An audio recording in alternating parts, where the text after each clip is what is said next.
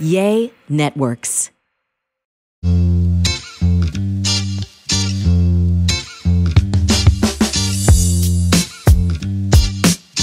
What's up, guys? Welcome back to another Spill the Beans podcast. Happy end of the week. I hope you guys had a great weekend, and I hope you have a great week. Oh, wait, what? A great week and have a great weekend. Bruh.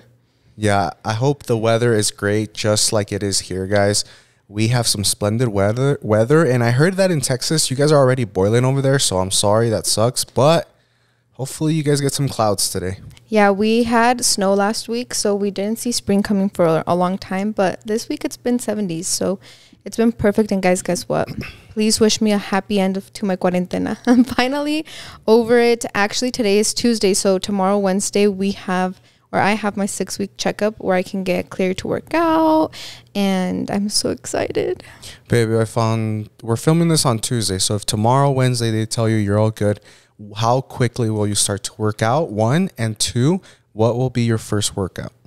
I don't know how quickly. Probably next week I'll start working out.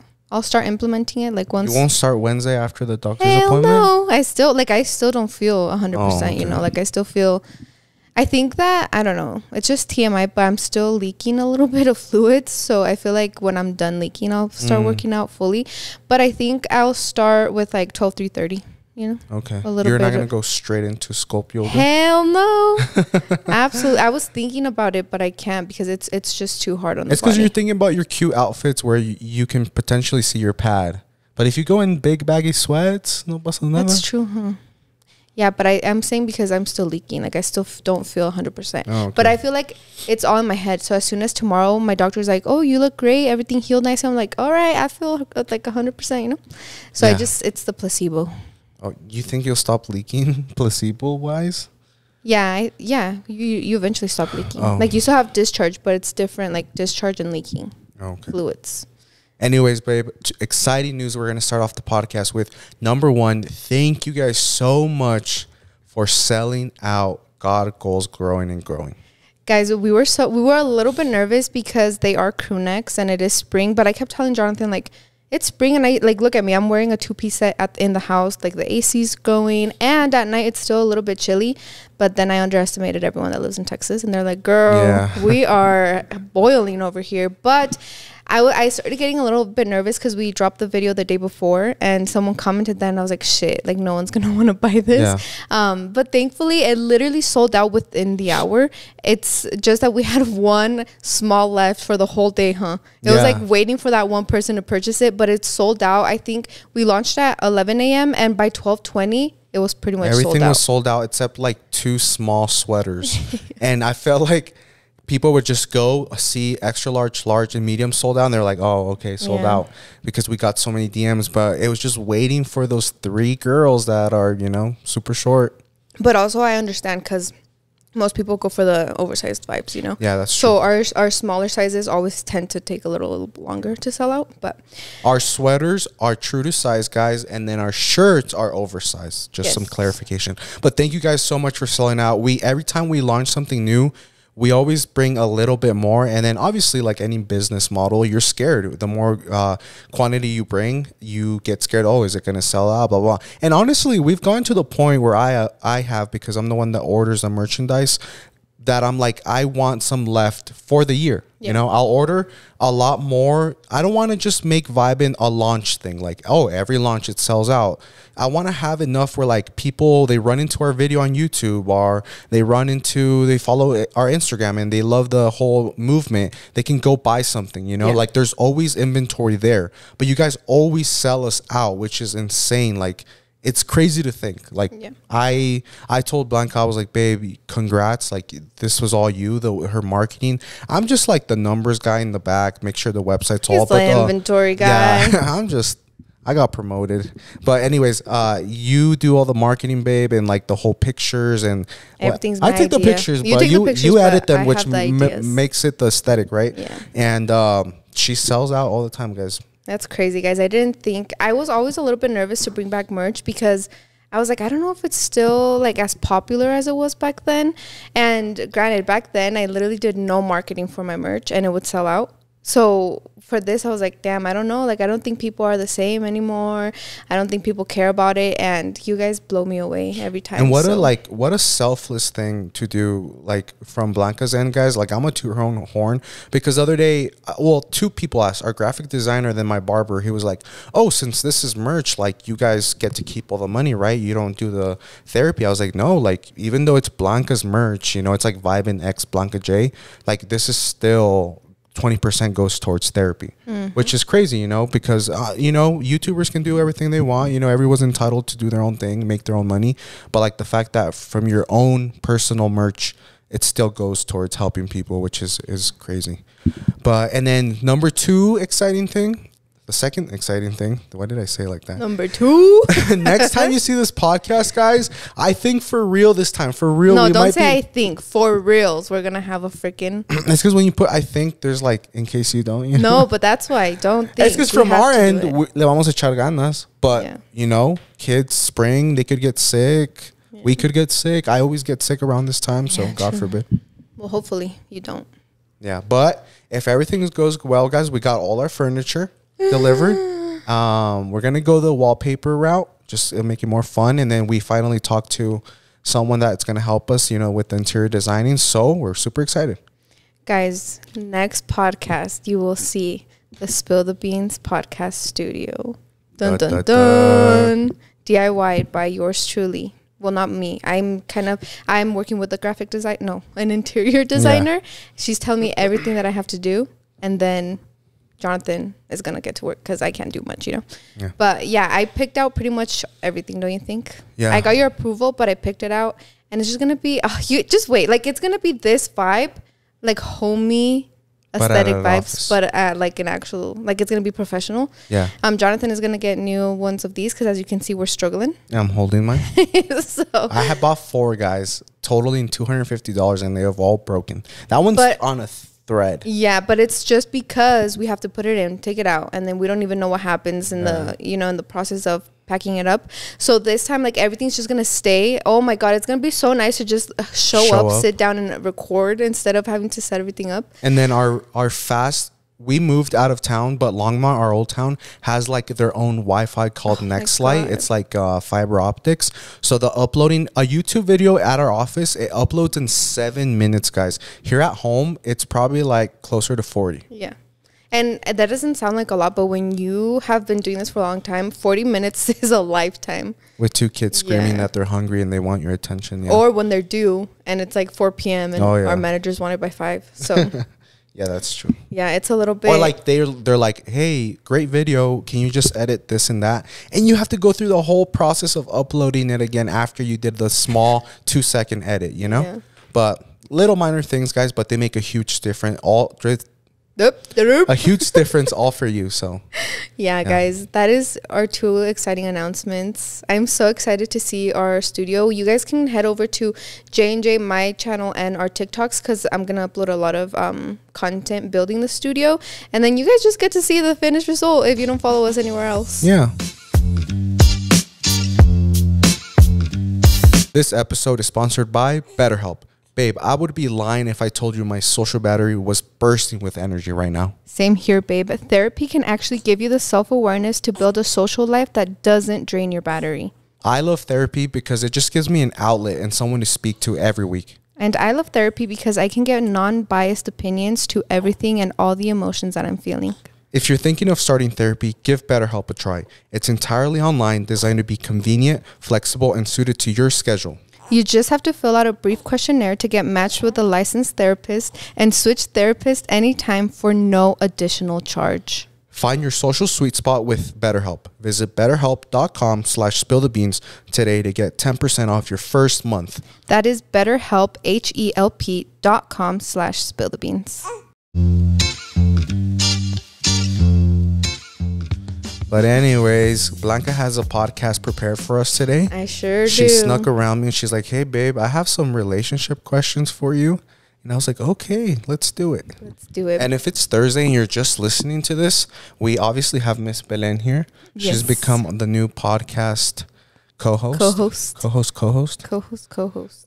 She doesn't have much to say today because Dad put her to sleep before we came, so she's in her deep sleep, thankfully. Yeah. But anyways, guys, okay, I have this podcast prepared. Basically, we're just gonna get to know each other more, honey bunch.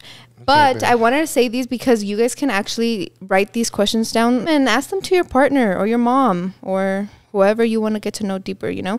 And they're not just for your romantic partner. No, so I saved those for the next podcast where we'll do like a relationship.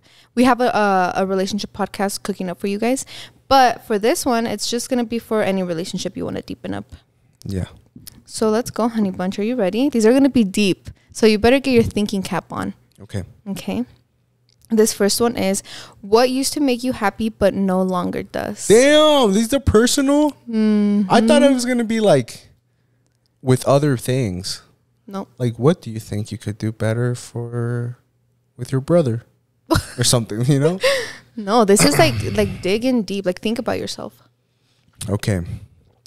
Wait, can you repeat the question? What used to make you happy but no longer does? Oh, video games.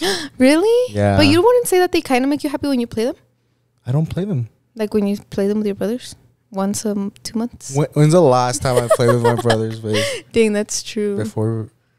But you don't think if you started playing again, they would make you happy? They would make me happy physically, but knowing that I have kids to attend to and to build a better future, like I need to be hustling. I can't, like I couldn't sit down and play knowing I could be doing other productive things. Okay. One day I will, when we have our house, when Franco's a bit older, when our time just has to be allocated to them, and that quality time is like, Dad, hop on Call of Duty with me.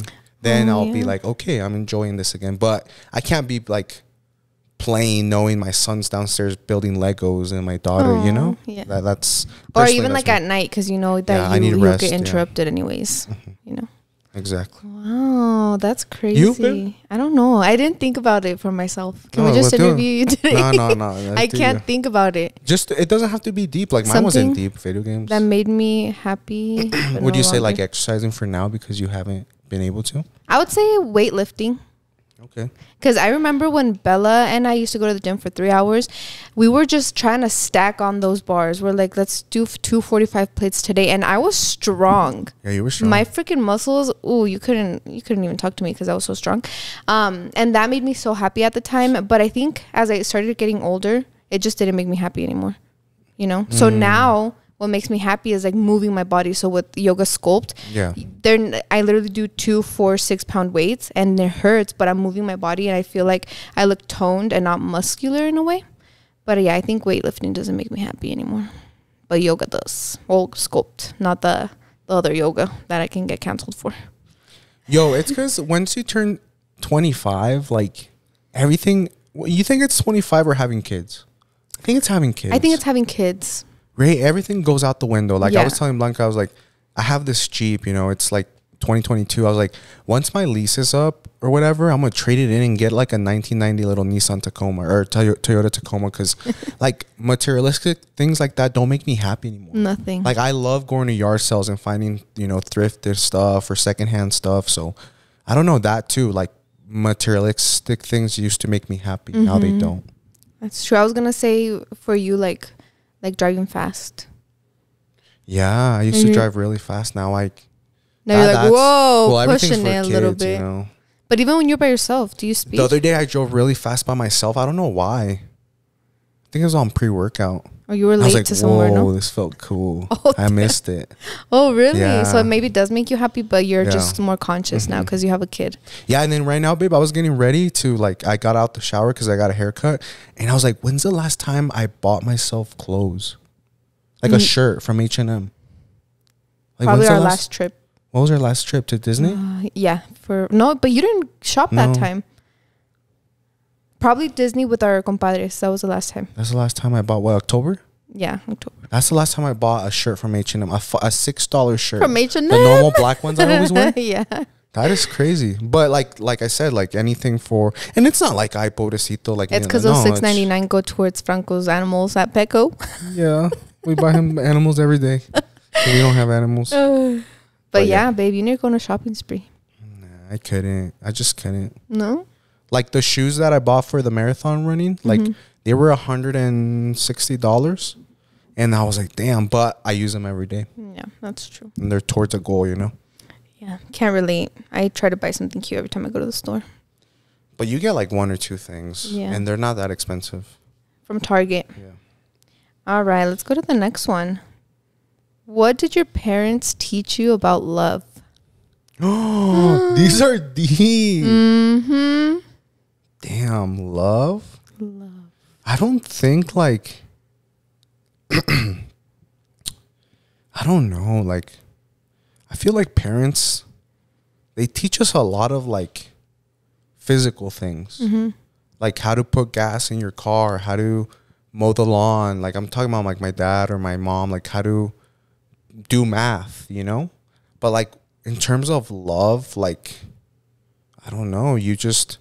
I was privileged enough to see like my dad treat my mom good. Mm-hmm. So I think that's the only way they teach you is by showing you. Mm-hmm. But my mom never sat me down and was like, nowadays she does. Like, I remember when Franco was born, she has very good advice on like, hey, Julissa's gonna start to feel like this, and this. I suggest you do this and this and that.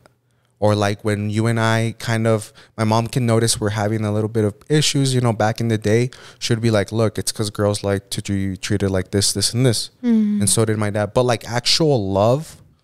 So what would you say tough. they taught you without teaching you? Like just by looking at their love? Because obviously I feel like they won't sit down and teach you. Like you said, they're I feel an example. like this is a very good example. Always wanting the best for the person you're with and knowing they have more potential. Like my mom, and I think that's something you struggle or you get frustrated with me a little bit because, you know, you're like, I'm comfortable, babe. We're making good money. And I was like, no, babe, we can always make more. We can always do this. We can always do that. We can, you know, we can help more people. We can help our family more. And you get frustrated. But I saw that like my dad had a comfortable job back in the day when like men could work one job and provide plenty, you know, in las yardas and landscaping. And my mom was like, no, ¿qué tal si saca su licencia?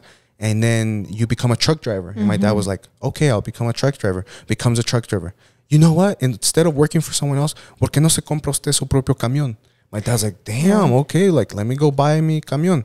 Okay, ya que, I remember this clearly. My dad got his normal CDL, bought it. He's like, pues en vez de la licencia normal, saque esta, like, it's called hazmats. It's like to drive like tankers with oil and the most like badass CDL license you can get. My dad's like, seriously, like for what, you know? Like, but my dad went and got it. So my mom's always tried to, and my dad to elevate.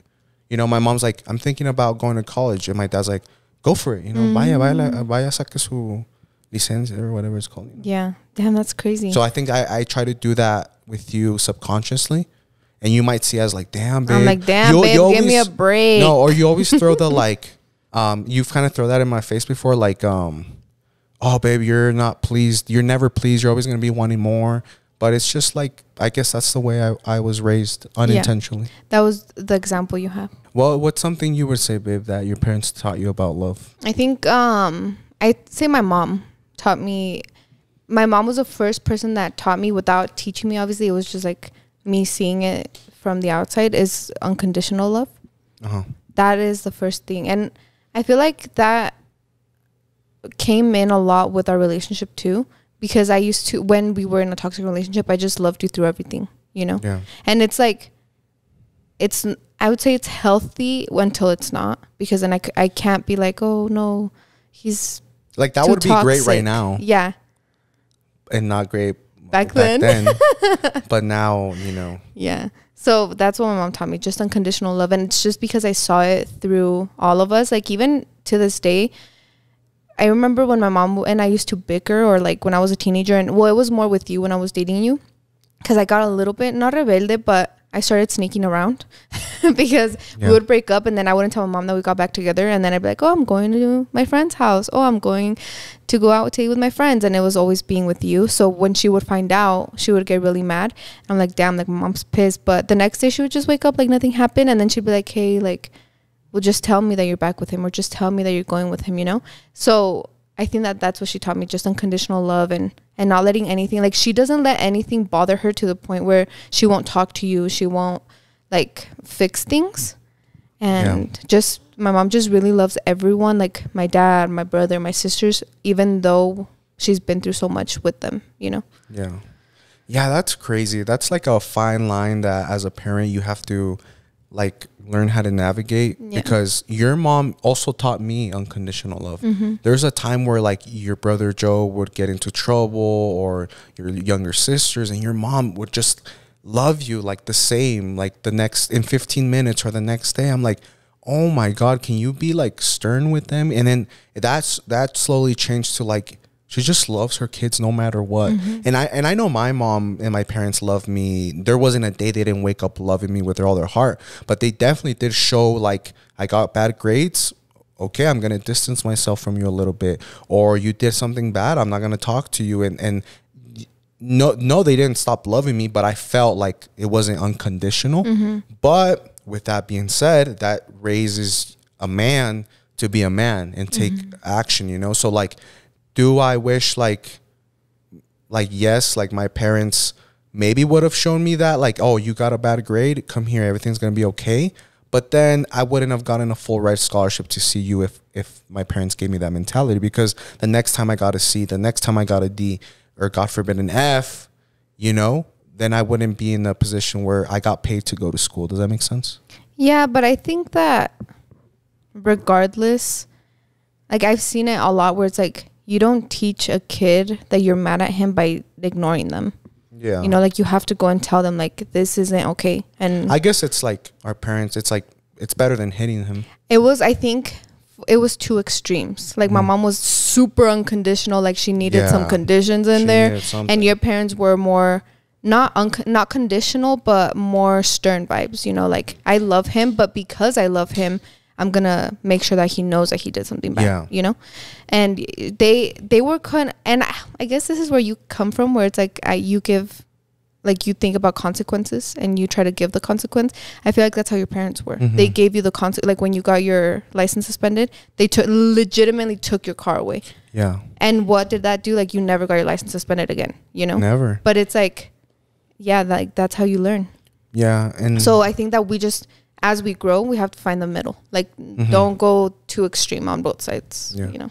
And I think that's just with every type, not just your kid or your spouse, but like with everyone, you know? You just have to, I don't know, like being stern, or como se dice, unconditional sometimes, like with your friends. Like, I feel like friends sometimes mean the best, but they could also take advantage of you. So if you don't put your foot down and then like, hey, like, and then they're like, oh, okay, you know? So I feel like this applies to everything, not just your parents. Any relationship you have in your life. All right, let's see. I think that this has probably changed now, like your answer. It changes as you grow. But are you chasing peace or pleasure? Dun, dun, dun. Do you have an answer first? Yeah, I think I'm choosing peace. I'm chasing peace. Yeah. I feel like as I get older with my kids, I want to live a peaceful life. No more pleasure. And there's just like, I mean, there's a lot of things that I've been talking and thinking about behind the scenes, just about everything. Like just as a content creator, how so many things come into play with like public friendships and all of that. So it's like at the end of the day, I just want peace. Like I feel like I used to want pleasure. Like I loved like chasing pleasure and just feeling good about it. But now it's like, I just want to wake up and just know it's like peace. Yeah. I don't have to strive to be anything. Like I'm just at peace with my family. We're happy. We're in love. We have healthy kids, you know? Yeah. I think it's okay to be both. Yeah. I feel like I feel like we're too young to settle for peace right now. Like, what do you expect? Like if you expect 60 years left of peace, that's pretty unrealistic. I think that the reason I feel that way is because I have you. Because I know that you're chasing pleasure for us. Oh, thanks, Fair. Like, I feel like you let me be very into my, like, femininity in a way. Yeah. Like, you're over here stressing about the you know, brand, the company, all the numbers and getting our financial situation settled in and investing, figuring out where to put our money. Yeah. And I'm over here like, oh, da-da-da. Morning routines with my toddler and my newborn. And I think that that's why I choose peace, because I feel like growing up, I just saw my mom not chasing pleasure, but never being peaceful. Like she didn't have that peace. And thankfully for me, like I'm like, well, I know that my husband is like striving. and like working on the back end. Yeah, I think pleasure and peace, they can intertwine, you know? Yeah. You don't have to like give up pleasure and then chase peace. Yeah. I think I chase pleasure to get peace. If that makes sense. Like okay. I don't chase pleasure with a Lamborghini anymore. I chase pleasure so I can find a 2005 Tacoma to fix up with my son and take it fishing. That you know makes what I mean? sense. That's still pleasure. You still gotta have money for that, but it's to create peace, you know? Yeah, that's true. I'm not trying to be in Vegas anymore with my Lamborghini down the strip. I am trying to go over to Vegas once a year. Yeah. Okay, I think this one's a good one. Is it better to forget or forgive someone you wanted? Someone you wanted? Yeah. What Sorry, do you babe, mean? I'm gonna put my dogs on your side of the couch. What do you mean someone you wanted? Like I'm asking this because I just want to like apply it to our relationship. Like when we would break up, it's like, was it easier to forgive or forget someone you wanted? And every single time I would think about it, I'd be like, I'll just forgive him, you know, because I could never forget you. Yeah. And I think that has a lot to do with the first love. Like I think when people think like about first loves and when people talk about them, you never forget your first love. But like something had to happen where you had to forget about them. Like you couldn't fix things or amend the relationship. But for me, every single time we would break up, I'd be like, no, like this is forgivable. No, I'll forgive him. Damn. We have a whole lifetime. I'll forgive him. And I feel like up until now, say that we had never gotten back together, I don't think I would have forgotten you. Really? Yeah. I feel like you were just... that's what you say now, but you always meet someone that, you know? But like, I don't think I would forget. I don't know. You probably wouldn't forget me because... just because of the time that has accumulated with us. Yeah. You know? Say we broke up 5 years ago and we only dated for 5. You would eventually like you would remember me because of things we did, not because maybe you love me still, you know? Like you would go to the I don't know, to the airport and you'd be like, "Oh, Jonathan." It's cuz Jonathan I would feel always like get that Einstein bagel in the morning. I guess it sucks. It would suck in our instance because we live in a small town and everything reminded me of you because we went everywhere together, you know, like the gym, Chipotle, Buffalo, everywhere. I'd be like, oh, I remember, you know. Yeah, but then you hear those stories, like we've read them on like I still think about my first boyfriend or my first love, and I've been with my husband for 2 years. Or you even see movies like they never forget their first love and something happens in their new marriage and then they go back to them like you know, years later. So, I don't know. I feel like it'd be easier to forgive if it's forgivable enough. Like, we always talk about abuse and, like, all of that where it's not forgivable. Yeah. But, yeah. Guys, Blanca and I laugh to cope. Because we're nervous. I saw someone say, oh, it's the laughing for me. Okay, I'm sorry we don't cope with crying or something, you know? Like, if we laugh, it's just that's the way we've grown to cope. Like, when the teacher would get mad at me for laughing or something with my friends, well, guess what do? I laugh even more. So I'm sorry. Like, we don't mean to take these. I know a lot of women go through domestic abuse and all that. It's just our way of coping with our scenarios, you know? Yeah. Don't take it too up the butt. So you think it'd be easier to forget or what?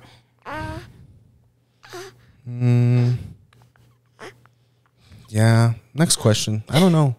I feel like you would forgive me, but never forget. And that caused a lot of problems because you would constantly bring it up. Constantly. And I'd be like, I thought you said you got over it. And me, I forget, but I don't forgive. And you've seen where I'm like, like when we've had our talks, I'm like, maybe it's because I can't get over this. I just can't forgive because you did it or I did it or whatever. I can forget because I've learned through therapy to not overthink anymore. Yeah. But it's hard for me to let go. But I think it's easier to be happy if you just don't remember, and so you constantly would remember.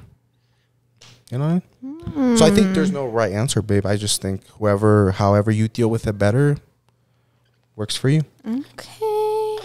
What is one lesson you wish you had learned earlier in life?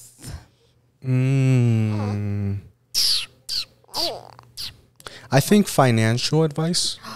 Yes. I feel like my parents, I've never had like addiction to alcohol, to drugs, to anything like hardcore like that. But the one thing I've always struggled with up until recently has been managing my money. I've always made good money ever since I could work. You know, I always found the next raise, the next job. But I just never was able to keep it. Like, because I would get paid and I'd be like, okay, how can I spend this check? Same. How can I do this? You know, and you never think about saving. And it's something, maybe, yeah, my parents told me, hey, ahorra. But it was never like actually like this is how you save. Yeah. Or the thing my parents would do would be like, you know, oh, you got to start paying rent or bills. And my parents secretly ahorraban todo. So then they could give it to me when I moved out. But it's like, tell your kids that then, you know, because then I'm just thinking I'm paying rent over here doing a good job. But in reality, I'm not helping the household, one. And then two, you know, I'm being tricked into saving money. I'm not actually learning it, you know? So when you hit adulthood, you can't really spend that check because you have emergencies, you know, your wheels pop, this and that. So that I have to agree with you. That's why we talk about like financial advice here on you for you guys that are a little bit younger. So it's like because we never really got taught that. So yeah, I have to agree. I think that like when you're a parent and your 16-year-old is starting to work, like from the first check they get, put 20% in your savings, you know? Because, when I used to get my $200 checks at Dairy Queen, I'm like, where are we going this weekend, girl? Yeah. And it was basically food. Like we would go out to eat at Buffalo or something. And I wouldn't care about spending those $200. And now I'm like, where can I save $200? Like, where can I put this money, you know? Yeah, that's and it'll be like crazy. For Franco, if this is possible, like, have a checking and savings for him and then freeze his savings. Yeah. So once he puts in 20%, like he can't grab it. But he knows he can see his money when he logs in. Yeah. Because a lot of parents, I see it with my parents did the same thing with me, and then now your mom does it to your sisters like, oh, pues dámelo, yo te lo cuido. Yeah. And you're like, cuido, you're probably gonna spend it, or like maybe you will save it, but I want to see my money. And that's still even not if it's just to see it, you know? So that's and exactly, you're right. That's not teaching you. You're not. Your money's going into this void that, you know? Yeah, like it'd be different if parents sat you down. It's like, okay, you're going to give me 20% of your paycheck and then I'm going to save it because this is how the banks work, you know, blah, blah. And then like every month you could be like, hey, mom, how much do you have? Like, and show you like physically, look, this is how much cash you have saved up, you know? Yeah, I think I would have loved the same thing because I feel like when we turned, like 22 and we were like in the thick of our marriage, I was like, oh, damn, where's all the money that we've made, you know?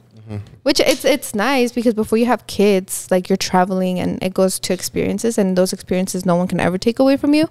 But then you get older and you're like trying to buy a house and you're like, oh shit, like where's all this money, you know? Yeah. When you start talking about all your finances. So it's just like restructuring how you got raised. Like I don't blame my parents. Yeah. They weren't taught either. But like we have this thing with Franco, right? Like I personally know how much, let's just say, hot Cheetos have damaged me. I'm addicted to chips. I'm legitimately addicted to junk food.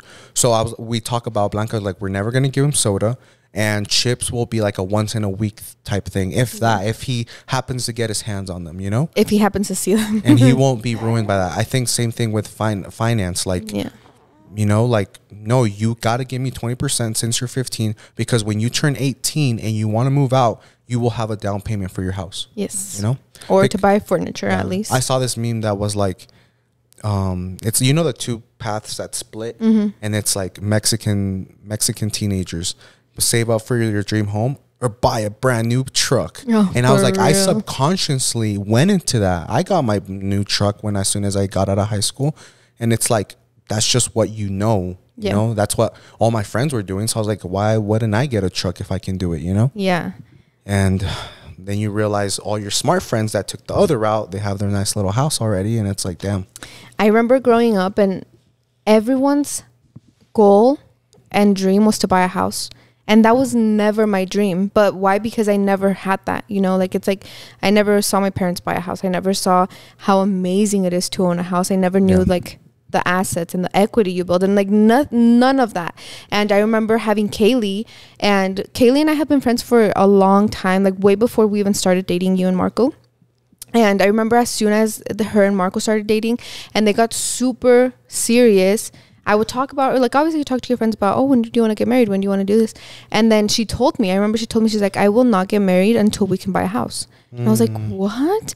And she's like, yeah, like Marco and I have a savings account already, and we're putting this much in there, and until we have a down payment for our house, like we will not get married. I will not leave my parents' house until I have my own. Yeah. I'm like, what the heck? Like, that was baffling to me. But it's just different mindset. And it's just because her parents raised her that way, because her parents are living in a house that they bought and that's probably paid off already, you know? So yeah, it's just crazy. So like, I want to be that for my kids. Like I want them to have that goal. Like, I'm not going to move out until I have this house. And then we're like, actually, look, this is how much you've been saving ever since you started working, you know? Yeah. That's freaking insane. No, good idea. Yeah. When we have teenagers. You know what, babe? Little intermission.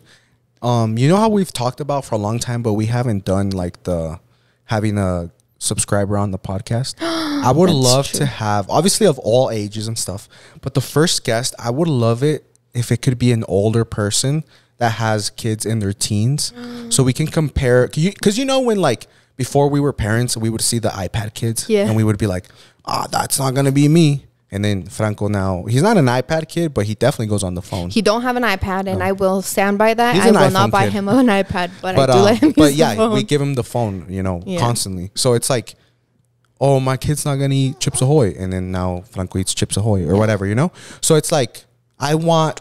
Right now, we could be saying all this stuff, and then that parent of the teenagers is like, oh, good luck with that. Or someone listening that has teenagers is like, miren estos, qué bonito, like, blah, blah, blah, you know? So I would love to have someone sit down with someone and be like, you know, and then that could give us pointers, not only to us, but to you guys. Like, you know, when your son is going through this, like, this helped me, or like, you know what I mean?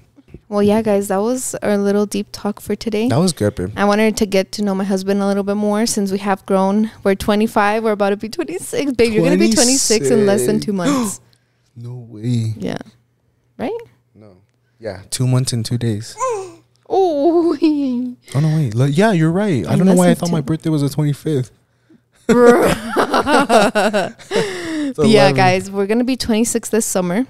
So I'd like to say we're maturing a little bit more. We have 2 children, and a lot of things are happening like behind the scenes that we can't talk about just yet, but it's exciting, and we're excited to tell you guys all of this, and just let us know like what else you want us to talk about, because I feel like we were stuck on the postpartum parenting little podcast for a while.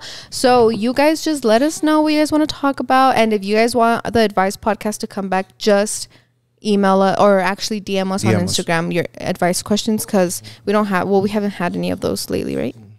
That's what we're here talking about, our postpartum journey. But yeah, guys, thank you guys for listening this week. I hope you guys have an amazing weekend. Oh, actually, don't forget to share us on your stories if you're watching us. And what else, babe? That's it. We love reposting you guys, and we'll see you in our new studio next week. Follow our other socials.